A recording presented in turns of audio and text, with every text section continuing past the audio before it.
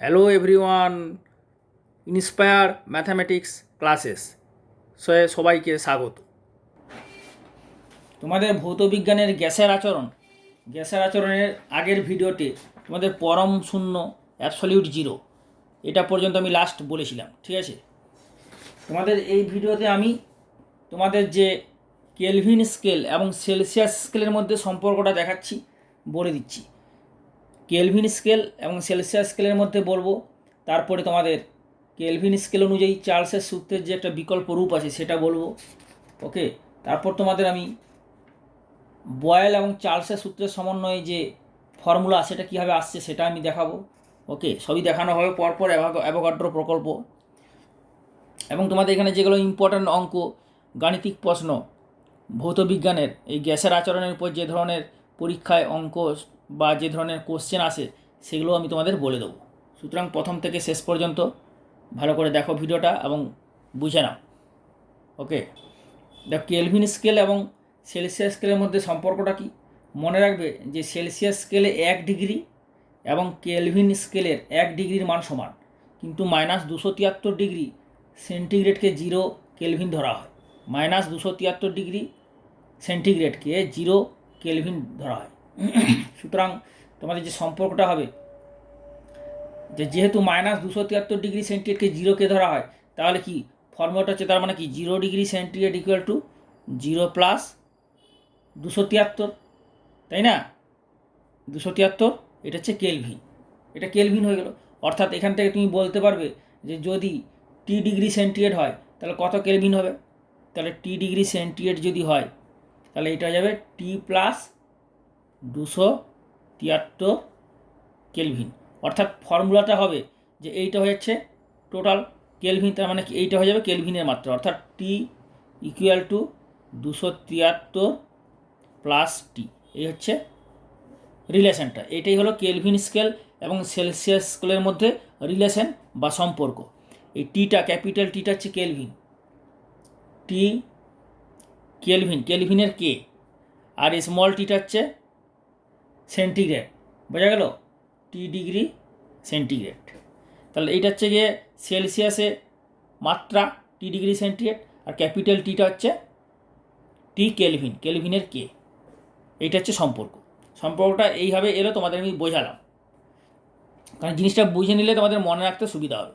তাহলে এটি হচ্ছে কেলভিন স্কেল এবং সেলসিয়াস স্কেলের মধ্যে সম্পর্ক। ধরো তোমাকে এখান থেকে একটা কোশ্চেন দিতে পারে যে 0 ডিগ্রি সেন্টিগ্রেড মানে কত কেলভিন। 0 ডিগ্রি সেন্টিগ্রেড মানে 273 কেলভিন। যদি বলে 1 ডিগ্রি সেন্টিগ্রেড মানে কত কেলভিন, তাহলে 273 প্লাস 1 ডিগ্রি সেন্টিগ্রেড মানে 274 কেলভিন। তার মানে 1 ডিগ্রি সেন্টিগ্রেড মানে 274 কেলভিন, বোঝা গেল? এখানে যদি বলে যে 5 ডিগ্রি সেন্টিগ্রেড মানে কত কেলভিন হবে, এটাকে কেলভিন টেম্পারেচারে কত হবে, এটা কেলভিন টেম্পারেচার হয়ে যাবে 5 ডিগ্রি সেন্টিগ্রেড মানে 273 প্লাস 5 ইকুয়াল টু 278 কেলভিন। তার মানে 278 কেলভিন মানে হচ্ছে 5 ডিগ্রি সেন্টিগ্রেড। সুতরাং এখান থেকে এরকম শর্ট কোশ্চেন এমসিকিউ, হ্যাঁ, এরকম এমসিকিউ টাইপ কোশ্চেন তোমাদের দিতে পারো পরীক্ষায়। এরপর আমি তোমাদের দেখাবো যে কেলভিন স্কেল অনুযায়ী চার্লসের সূত্রটা কি আসছে। তোমরা কি পেয়েছো যে তোমাদের আমি দেখাবো কেলভিন স্কেল অনুযায়ী চার্লসের সূত্র, তাই তো? তাহলে কেলভিন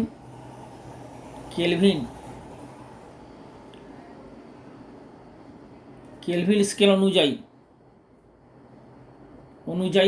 চার্লস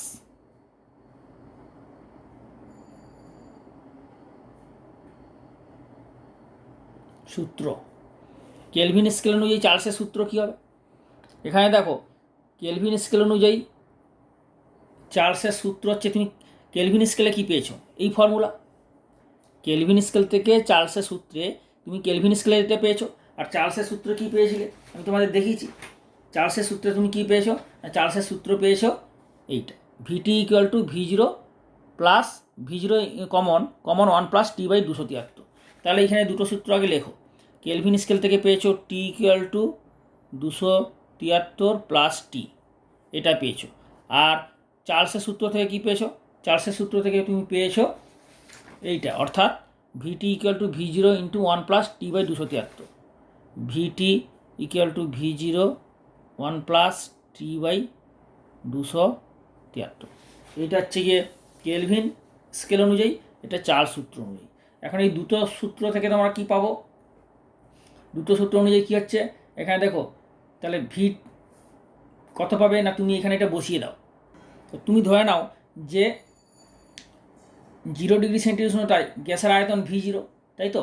আর তুমি তাহলে T1 যে টেম্পারেচার করো, T1 ডিগ্রি সেন্টিগ্রেড উষ্ণতায় V1 হয়, T1 ডিগ্রি সেন্টিগ্রেড উষ্ণতায় আয়তন যদি V1 হয়, আর TT ডিগ্রি সেন্টিগ্রেড উষ্ণতায় আয়তন যদি V2 হয়, তাহলে এটা কত হবে? এইটা হয়ে যাবে capital T1 equal two 273 plus T1। আর তোমার এখানে যখন T2 হবে তখন এটা হয়ে যাবে স্মল T2, তাহলে 273 প্লাস T2।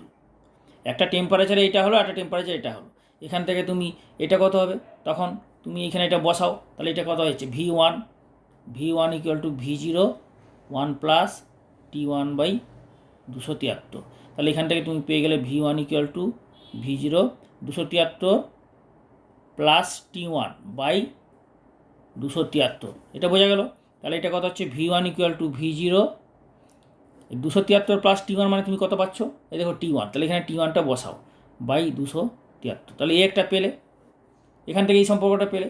আবার যখন T2 টেম্পারেচার হচ্ছে, তার মানে এটা যখন T1 তখন এটা হচ্ছে T2 হবে, তখন T2 এটা T2 হবে। তাহলে V2 ইকুয়াল টু কত হবে? V0 1 প্লাস T2 বাই 273, তাই না? যখন টেম্পারেচার T2 তখন আয়তন কত হবে? V2।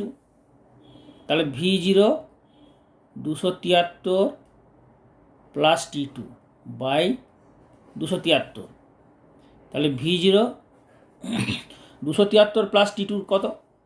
273 প্লাস T2 পেয়েছো T2, বোঝা গেল? বাই 273 প্লাস T2 পেয়েছো স্মল T2, মানে হচ্ছে গিয়ে এটা ডিগ্রি সেন্টিগ্রেড, আর এটা হচ্ছে কেলভিন। ক্যাপিটাল টিটা মনে রাখবে, বড় অক্ষরের যে টি, ক্যাপিটাল টিটা সবসময় কেলভিন।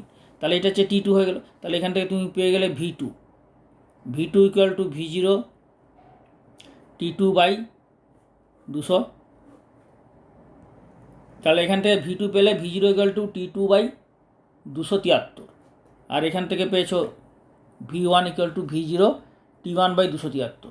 তাহলে এখন এই দুটো সম্পর্ক থেকে তুমি কি পাচ্ছ? যে এই মানটা যদি বসিয়ে দাও, V1 আর T1 এর মধ্যে সম্পর্ক পেয়ে যাবে। তাহলে কী পাবে এখান থেকে?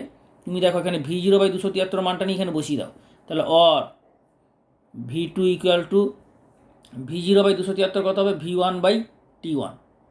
V0 বাই 273 মান কত হবে? V1 বাই T1টা নিচে চলে আসবে, তাহলে V1 বাই T1 এখানে বসিয়ে দাও, যে T2 ইন্টু V0 বাই 273, মানে বুঝতে পারছো তো?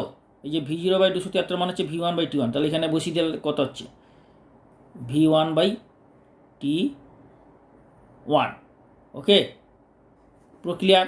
তাহলে এটা হয়ে যাচ্ছে V1 by T1 V1 by T1 equal to V2 by T2। এই হচ্ছে সম্পর্ক।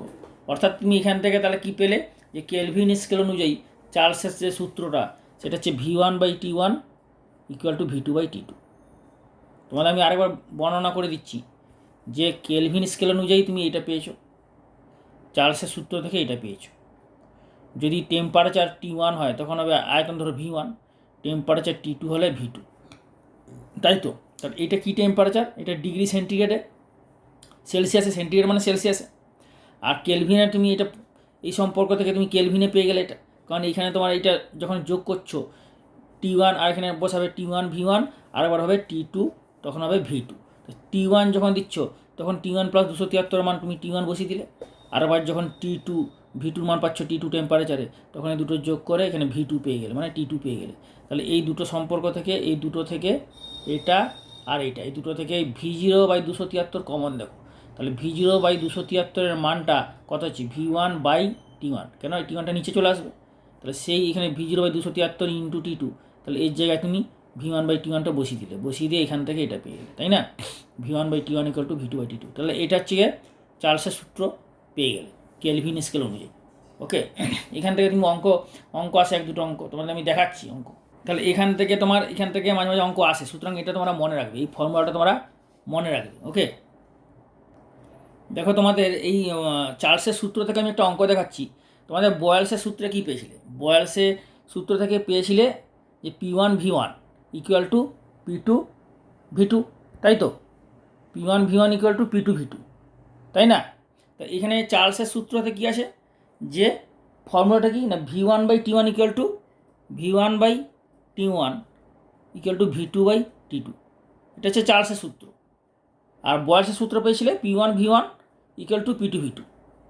তাহলে এইখানে কী বলেছি, একই চাপে 15 ডিগ্রি সেন্টিগ্রেড নির্দিষ্ট 15 ডিগ্রি সেন্টিগ্রেড উষ্ণতায় নির্দিষ্ট পরিমাণ কোনো গ্যাসের আয়তন 360 মিলিলিটার। তাহলে এখানে আয়তন দেওয়া আছে, মানে ভি এর ব্যাপার। আর কী দেওয়া আছে, উষ্ণতা। তাহলে উষ্ণতা আর আয়তনের ব্যাপার, তার মানে উষ্ণতা আয়তনের মধ্যে কী সম্পর্ক, এইটা। তার মানে এটা এই ফর্মুলা থেকে হবে। তুমি অঙ্কটা পড়েই বুঝতে পারবে, যেখানে দেওয়া আছে হচ্ছে তোমার 15 ডিগ্রি সেন্টিগ্রেড মানে হচ্ছে উষ্ণতা টেম্পারেচার আর হচ্ছে আয়তন ভলিউম। তাহলে টেম্পারেচার আর ভলিউমের মধ্যে কী রিলেশনের ফর্মুলা আছে, চার্লসের সূত্র। চার্লসের যে সূত্রটা সেটা হচ্ছে গিয়ে উষ্ণতা এবং ভলিউমের মধ্যে সম্পর্ক, উষ্ণতা এবং আয়তন, তাহলে এখানে উষ্ণতা দেওয়া আছে, আয়তন, তার মানে চার্লসের সূত্র হবে, তাই না? আর P1V1 ইকুয়াল টু P2V2, ওখানে কি চাপ আর আয়তনের relation, P1V1 equal to P2V2। এখানে তো এই ফর্মুলাটা কাজে লাগবে না, কারণ এখানে কি চাপ আর আয়তন আছে। এখানে চাপের কোনো ব্যাপার আছে, চাপ নেই। চাপ এই একই চাপ, মানে চাপটা হচ্ছে কনস্ট্যান্ট। একই চাপ মানে চাপটা ফিক্সড, সুতরাং এখানে এই ফর্মুলা লাগবে না। এইখানে লাগবে আয়তন উষ্ণতা দেওয়া আছে, তার মানে এই ফর্মুলাটা, অর্থাৎ চার্লসের ফর্মুলা। কারণ চার্লসের ফর্মুলায় আয়তন উষ্ণতা, বয়েলের ফর্মুলাতে চাপ আর আয়তন, ঠিক আছে? তাহলে এইখানে আমাদের এই ফর্মুলাতে কী লাগছে, কত দেওয়া আছে টেম্পারেচার, 15 ডিগ্রি সেন্টিগ্রেড। তাহলে এইটা ধরে নাও তুমি হচ্ছে গিয়ে T1। তাহলে এই সেন্টিগ্রেড টেম্পারেচারে যখনই তুমি একটা জিনিস মনে রাখবে, এই ফর্মুলাতে তুমি যখনই ইউজ করবে তখনই তুমি এটাকে কেলভিনে তোমাকে চেঞ্জ করে নিতে হবে, কেলভিনে পরিবর্তন করতে হবে এই তাপমাত্রাটাকে। তাহলে 15 ডিগ্রি সেন্টিগ্রেড তাপমাত্রা কত হবে, কেলভিনে কত হবে? তাহলে T1 ইকুয়াল টু, কারণ এটা মানে কি স্মল T1, তাহলে ক্যাপিটাল T1 কত হবে? Capital T1 equal to formula কী জানো, 273 প্লাস T1, তাই তো? তাহলে 273 প্লাস T1 মানে 15 ডিগ্রি সেন্টিগ্রেড। তাহলে 15 এখানে যোগ হবে, 15 ইকুয়াল টু কত হচ্ছে, 5 3 8, 7 1 8, তাহলে 288 ডিগ্রি কেলভিন। এটা হয়ে গেল T1। তা T1টা কত হলো, 288 কেলভিন, ঠিক আছে? 288 তুমি কেলভিন পেয়ে গেলে। এখানে আর ডিগ্রি দেওয়ার দরকার নেই, কেলভিন হয়ে গেল। আর T2, তা T2 কত হবে না, 273 প্লাস,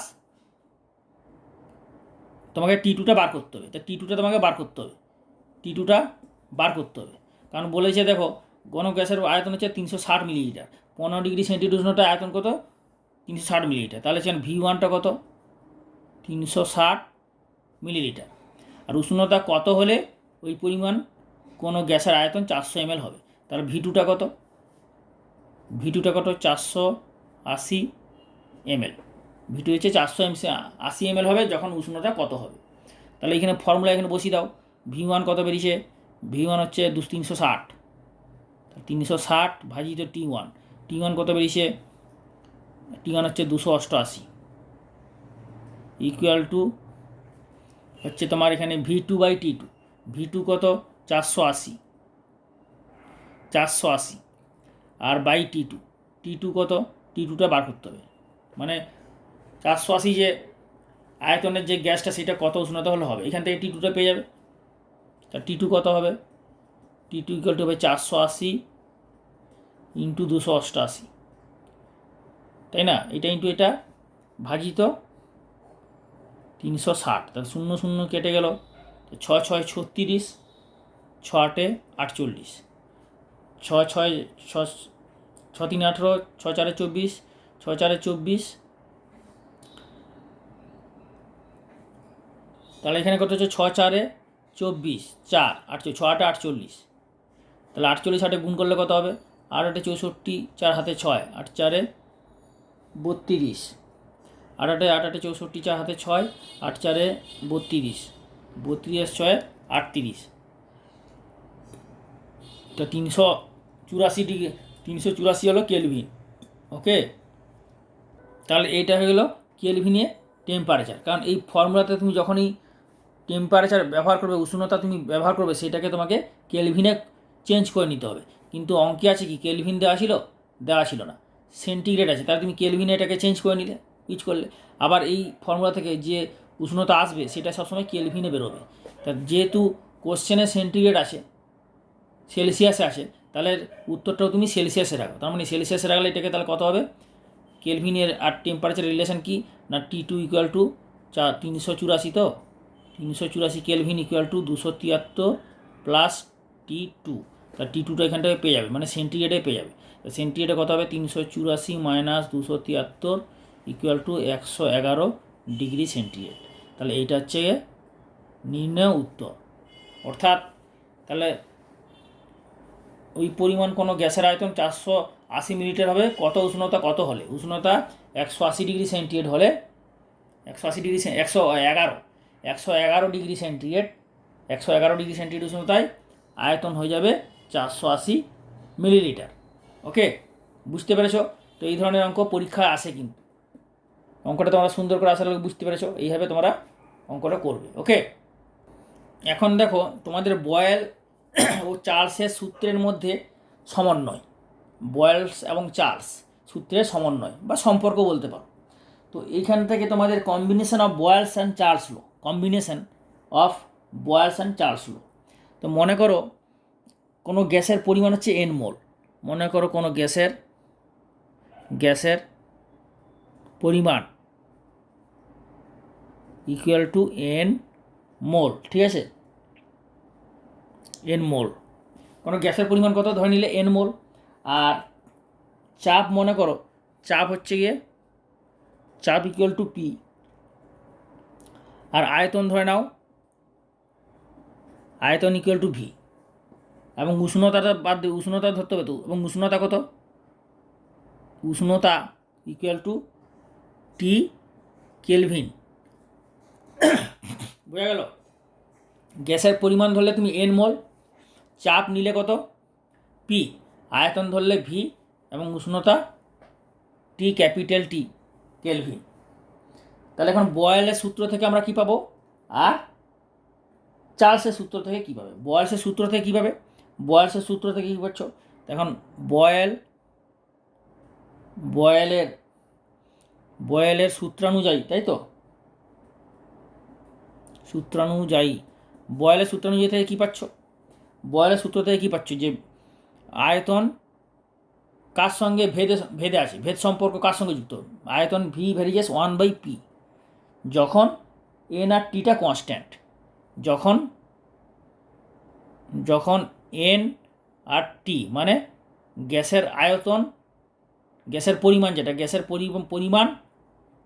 পরিমাণ মানে গ্যাসের যে নির্দিষ্ট যে গ্যাসের ওজনটা পরিমাণ, সেই গ্যাসের পরিমাণ আর হচ্ছে গিয়ে এই টেম্পারেচার উষ্ণতা যখন কনস্ট্যান্ট মানে হচ্ছে গিয়ে অপরিবর্তিত, এই দুটো যখন ফিক্স থাকছে,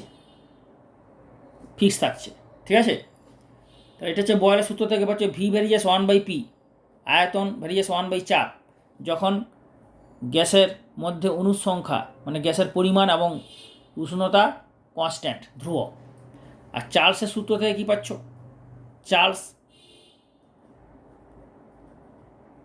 চার্লসের সূত্রানুযায়ী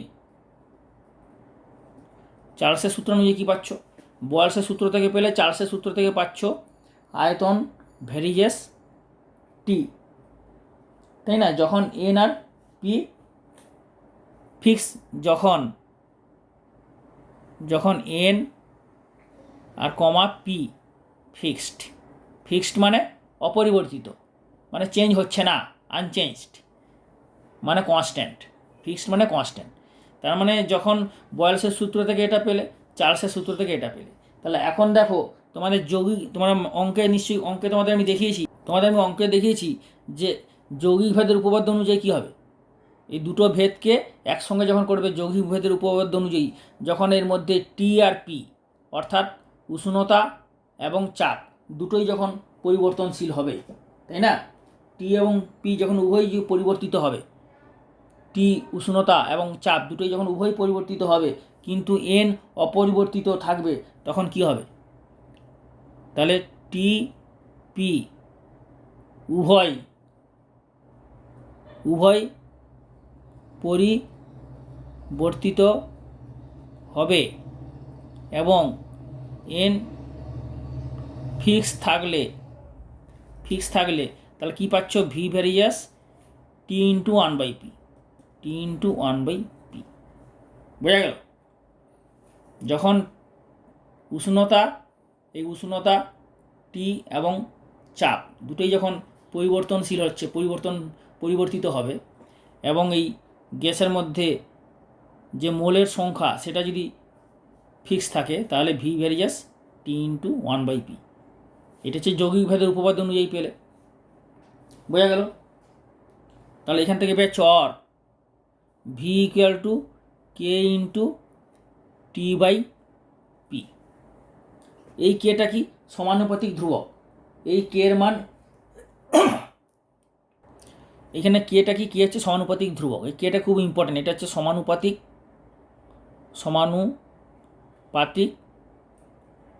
ধ্রুবক বা ভেদ ধ্রুবক। এই কে হচ্ছে ভেদ ধ্রুবক বা সমানুপাতিক ধ্রুবক। এই কে এর মান কার উপর নির্ভরশীল? কে এর মান গ্যাসের মধ্যে যে মোল সংখ্যা আছে তার উপর, এবং আয়তন, চাপ এবং উষ্ণতা উপর, এককের উপর নির্ভরশীল। তাহলে কে এর মান হচ্ছে গিয়ে এন এর মান এবং পিভি টি এর এককের উপর নির্ভরশীল। লিখে দিচ্ছি তোমাদের, কে এর মান, এন এর মান এবং পিভি টি এর এককের উপর নির্ভর করে, ঠিক আছে? নির্ভর করে। বোঝা গেল? আশা করি তোমরা বুঝতে পেরেছো। কে এর মানটা এন এর মানের উপর এবং পিভি টি এর এককের মানের উপর নির্ভর করে। তাহলে ভি ইকুয়াল টু কত পেলে? কে টি বাই টু। এইখান থেকে তুমি দেখো, তাহলে তুমি কে ইকুয়াল টু কত হবে? K equal to PV by P into V by T. T নিচে চলে আসবে। তাহলে এখন যদি প্রেসার ধরো P1 হয়, ধরো এন মোল অণু গ্যাসের মধ্যে P1 চাপে যদি, এবং T1 উষ্ণতা, আয়তন যদি V1 হয়, এবং ওই এন মোল অণু গ্যাসের মধ্যে যদি প্রেসার P2 হয়, উষ্ণতা যদি T2 হয়, আর যদি আয়তন তাহলে V2 হয়, তাহলে কত হবে? K equal to P1 V1 by T1। আরেকটা হয়ে যাবে কে equal two P2 V2 by T2। তাই দুটোই তো কনস্ট্যান্ট, এটা তো ধ্রুবক। তাহলে এইটা সমান, তার মানে এইটা ইকুয়াল টু এইটা, অর্থাৎ P1 V1 by T1 equal two P2 V2 by T2। তাহলে এই সম্পর্ক তুমি পেয়ে গেলে। তাহলে তুমি এখান থেকে কী পেলে? বয়েলস এবং চার্লসের সূত্রের যে সমন্বয়, সেটা হচ্ছে এইটা। মানে বয়েলস এবং চার্লসের সূত্রের মধ্যে যে গাণিতিক সম্পর্ক, সেটা হচ্ছে এইটা। বা বয়েলস এবং চার্লসের সূত্রের মধ্যে যে ম্যাথামেটিক্যাল রিলেশন, অঙ্কের যে সম্পর্ক, এইটা হচ্ছে সেটা আসল জিনিস। এই হচ্ছে বয়েলস এবং চার্লসের সূত্রের সমন্বয় বা সম্পর্ক। P1 V1 by T1 equal two P2 V2 by T2। এখান থেকে পরীক্ষায় অঙ্কও আসে, ঠিক আছে?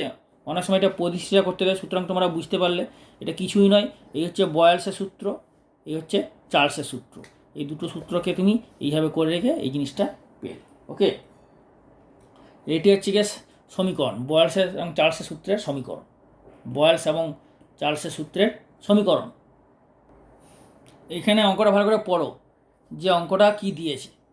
বলেছে 0 ডিগ্রি সেন্টিগ্রেড উষ্ণতায় কোনো গ্যাসকে উত্তপ্ত যদি করো, মানে কোনো গ্যাস ধরো আসে একটা, সেই গ্যাসকে যদি হিট করো 0 ডিগ্রি সেন্টিগ্রেড উষ্ণতায় কোনো গ্যাসকে উত্তপ্ত করলে গ্যাসের যে চাপ বাড়বে, আয়তন, গ্যাসের চাপ ও আয়তন উভয়ে দ্বিগুণ বৃদ্ধি পায়।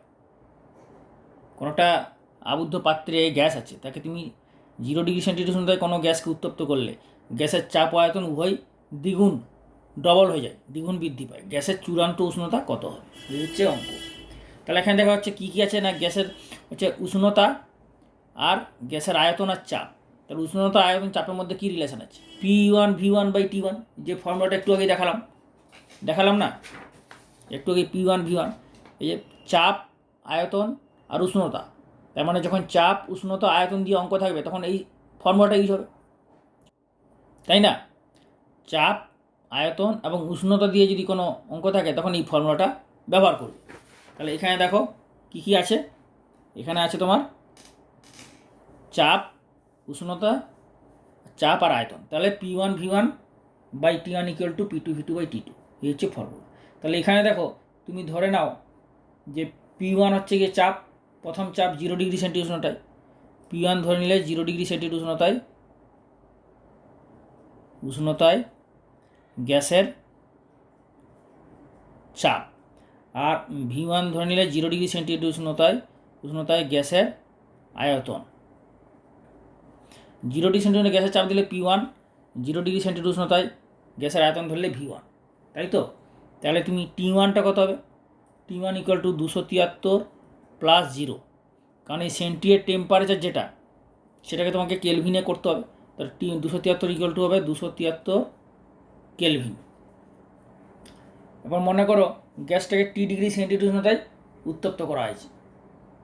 তাহলে গ্যাসটা যদি T ডিগ্রি সেন্টিগ্রেড উষ্ণতায় উত্তপ্ত হবে, চাপ আয়তন উভয় দ্বিগুণ বৃদ্ধি পায়।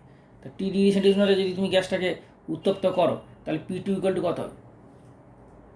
তাহলে P ইকুয়াল টু ধরো P2 হয়ে যাবে T ডিগ্রি সেন্টিগ্রেড উষ্ণতায় গ্যাসের চাপ, ইকুয়াল টু 2P1, দ্বিগুণ হয়ে যাবে। এই যে বলেছে যে গ্যাসটাকে উত্তপ্ত করলে গ্যাসের চাপ ও আয়তন উভয়ই দ্বিগুণ বৃদ্ধি পায়। তাহলে যা ছিল P2 কত হবে? T ডিগ্রি সেন্টিগ্রেড তুমি গ্যাসকে যদি উত্তপ্ত করো, গ্যাসকে চূড়ান্ত উষ্ণতা কত হবে না? T ডিগ্রি সেন্টিগ্রেড গ্যাসকে যদি উত্তপ্ত করো, চাপ হয়ে যাবে দ্বিগুণ। মানে প্রথমে ছিল কত? P1, প্রথমে তুমি P1 ধরেছিলে, তার দ্বিগুণ হয়ে গেল 2P1, মানে যেটা হলো সেটা হচ্ছে 2P1। P2 হয়ে গেল T ডিগ্রি সেন্টিগ্রেড গ্যাসের চাপ হচ্ছে 2P1। তাহলে V2 কত হবে?